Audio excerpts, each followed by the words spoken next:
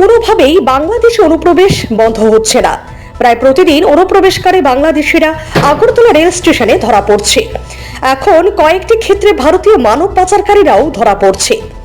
তা সত্ত্বেও বাংলাদেশি ও রোহিঙ্গাদের অনুপ্রবেশ বন্ধ হচ্ছে না। বৃহস্পতিবার আগরতলা রেল স্টেশন থেকে 8 জন বাংলাদেশি ও 2 জন ভারতীয় মানব পাচারকারীকে গ্রেপ্তার করে আগরতলা রেল থানার পুলিশ।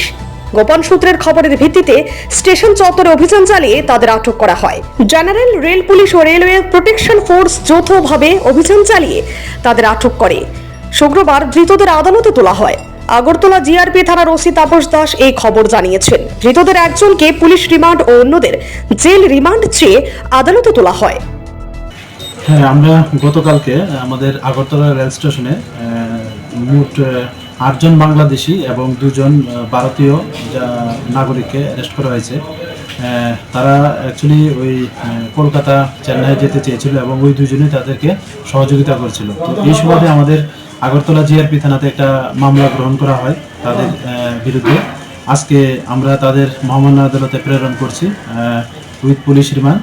তো নাম জিজ্ঞেস করলে যারা বাংলাদেশি তারা বলেছে একজন শাহাদাত হোসেন, চট্টগ্রাম ডিস্ট্রিক্টে বাড়ি বাংলাদেশ, আর একজন তৃষা আক্তার, শাপলা আক্তার, রাজু আহমেদ, শাহ আলম, সুকদ্রি শেখ, এমডি বিপ্লব এবং করিম শেখ। একজন তারা হলো 8 জন, আর 2 জন যারা মেলাঘরের বাসিন্দা তারা হলো শ্রী রতন পাল এবং শুক্লা সরকার। তো আজকে আমরা তাদের মহামান্য আদালতে প্রেরণ করছি। তাদেরকে কোনো রিমান্ডের আবেদন জানানো হবে? হ্যাঁ, রিমান্ডের আবেদন। কোন জায়গাতে ঢুকেছে সে খবর কি পেয়েছেন আপনারা? অ্যাকচুয়ালি এটা তো আন্ডার ইনভেস্টিগেশন, তো আমরা রিমান্ডে দেখব এবং দফায় দফায় তাদের এখনো জিজ্ঞাসাবাদ চলছে। আর for the interest of investigation এটা এখনো বলা যাচ্ছে না ইন সোশ্যাল মিডিয়া। এমনিতে কতদিনের রিমান্ড চাওয়া হবে?